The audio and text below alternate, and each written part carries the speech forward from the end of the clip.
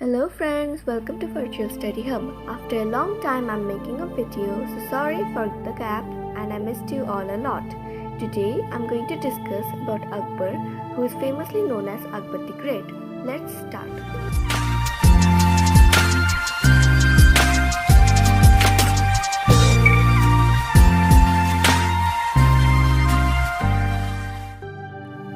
Jalaluddin Muhammad Akbar was crowned as Mughal Emperor in the year 1556 at the age of just 14. His reign was threatened by enemies from all the sides, but Akbar, through his strategies and policies, took the Mughal rule to its finest glory and became one of the greatest kings in Indian history and has rightly earned the epithet Akbar the Great. Akbar was born on 25th October in the year 1542 to Mughal Emperor Humayun and his wife Hamida Banu Begum. 2 years ago, Humayun had lost his throne to Sher Shah Suri in the Battle of Kannauj in 1540 CE. When Akbar was nearly 3 years old, his father sought refuge at the Safavid court in Persia. As an exiled prince, he did not receive the education that was expected of a future emperor. When he was 13, his father received help from the Persian ruler Shah Tamabs, who helped Humayun to regain the Mughal throne, and by 1555 CE, Humayun had reconquered his empire.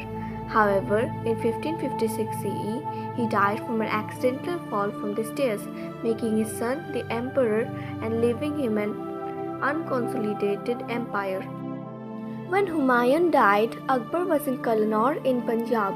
He was crowned as the emperor with Bairam Khan, Humayun's ablest general, as his regent. Under Bairam Khan's influence, Akbar began to seize new territories throughout the Indian subcontinent. Bairam Khan's greatest triumph was the defeat of Hemachandra Vikramaditya at the Second Battle of Panipat in the year 1556 CE. In the year 1560, Akbar removed Bairam Khan as his regent and sought to rule as his own.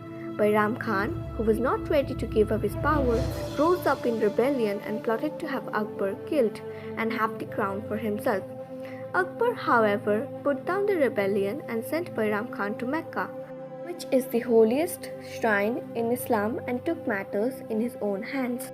After gaining the real power, Akbar decided to end the conflict within the nobility using his diplomatic skills and organizational capabilities. He suppressed the revolts of the Mongols and the Afghans, who were a threat to his rule. After dealing with these initial problems, Akbar began to start an expansionist policy. He conquered Malwa, Gondwana, Gujarat, Bihar, Bengal, Kabul, Khandar, Kashmir, and Sindh. He also set control over important Deccan cities such as Ahmednagar, Khandesh, and Berar.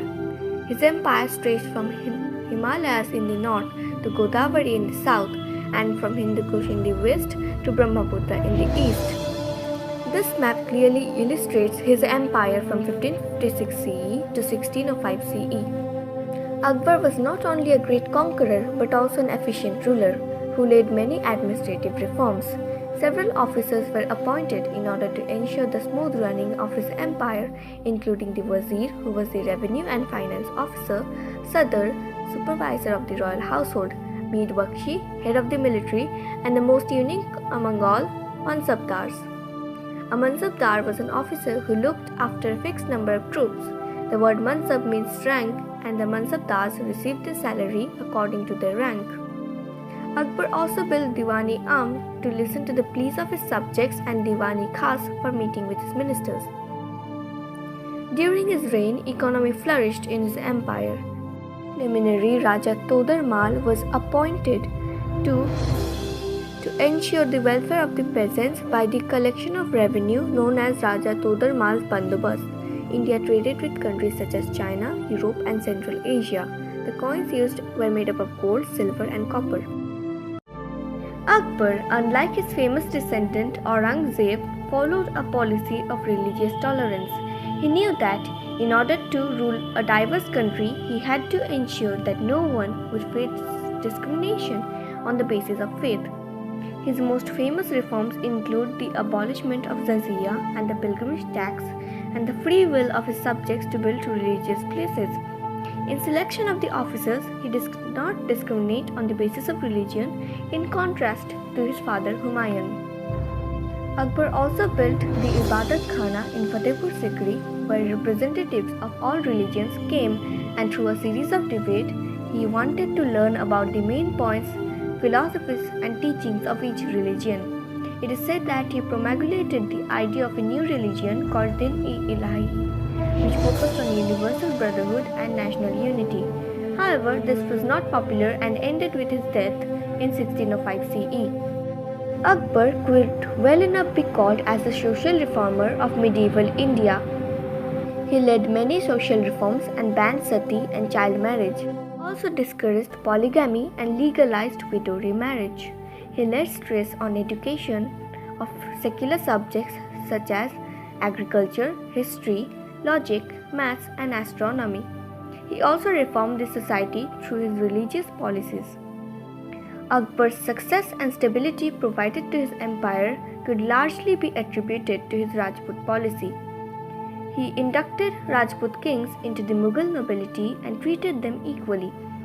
He married Rajput princesses, the most famous being Mariam Uz-Zamani, and gave them religious freedom to follow Hinduism. The only Rajput king to stand against him was Maharana Pratap, who was defeated by Akbar in the Battle of Haldighati in 1576 CE under Akbar's general Raja Man Singh. However, the Maharana Pratap's family submitted to him in 1615 CE under his son Rana Amar Singh. Akbar also patronized art and architecture. This is evident from his many architectural works such as the Buland Darwaza in Gujarat, Panch Mahal, Jodha Bai's palace, and he patronized music, literature, and painting too. Akbar's court was said to have been filled with 9 gems or Navaratnas. They were Raja Birbal, Raja Todarmal, Tansin, Abul Fazl, Abdul Rahim, Raja Man Singh, Faizi, Fakir Aziuddin, and Mullah Piazza.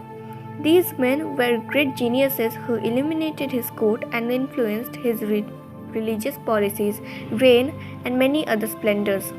Akbar passed away in the year 1605 CE after reigning for 49 golden years. His reforms, greatness has rightly bestowed upon him the title Akbar the Great. He was succeeded by his son Jahangir. So friends, that's all for today. If you enjoyed this video, please like, comment, share and subscribe. Please check out our other fascinating videos and thank you for watching.